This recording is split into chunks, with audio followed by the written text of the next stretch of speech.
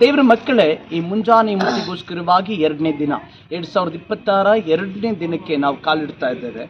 ಈ ಧ್ಯಾನಕ್ಕೋಸ್ಕರವಾಗಿ ಆರಿಸಿಕೊಂಡ ಭಾಗ 1 ಕೊರಿಂಥ 10ನೇ ಅಧ್ಯಾಯ 5ನೇ ವಾಕ್ಯ. ಆದರೂ ಅವರೊಳಗೆ ಬಹುಮಂದಿಯ ವಿಷಯದಲ್ಲಿ ದೇವರು ಸಂತೋಷಿಸಲಿಲ್ಲ.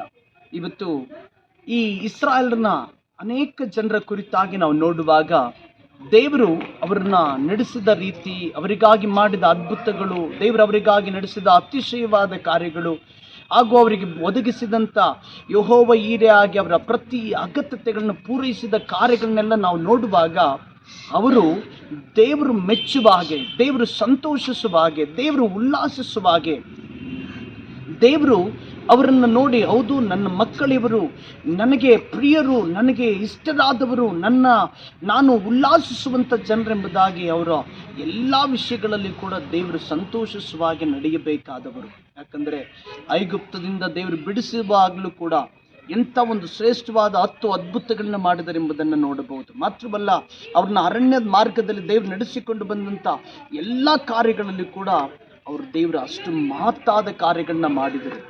ಆದರೆ ಆ ಎಲ್ಲ ಆಶೀರ್ವಾದಗಳನ್ನ, ಅತಿಶಯಗಳನ್ನ ಅನುಭವಿಸಿದ ಜನರು ದೇವರಿಗೆ ತಿರುಗಿ ಬಿದ್ದರು, ಗುಣಗುಟ್ಟಿದರು, ದೇವರು ದುಃಖ ಪಡುವ ಹಾಗೆ ಮಾಡಿದರು. ಅದಕ್ಕಾಗಿ ದೇವರ ವಾಕ್ಯ ಹೇಳ್ತದೆ, ದೇವರು ಅವರ ವಿಷಯದಲ್ಲಿ ಸಂತೋಷಿಸಲಿಲ್ಲ.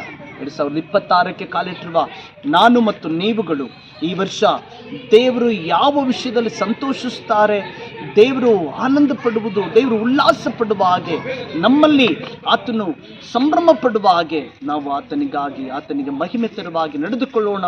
ಅದರ ಮೂಲಕವಾಗಿ ದೇವರ ನಾಮನ ಮಹಿಮೆಪಡಿಸೋಣ. ದೇವರು ಈ ವಾಕ್ಯದ ಮೂಲಕ ನಿಮ್ಮನ್ನು ಆಶೀರ್ವದಿಸಲಿ. God bless you. Have a nice day.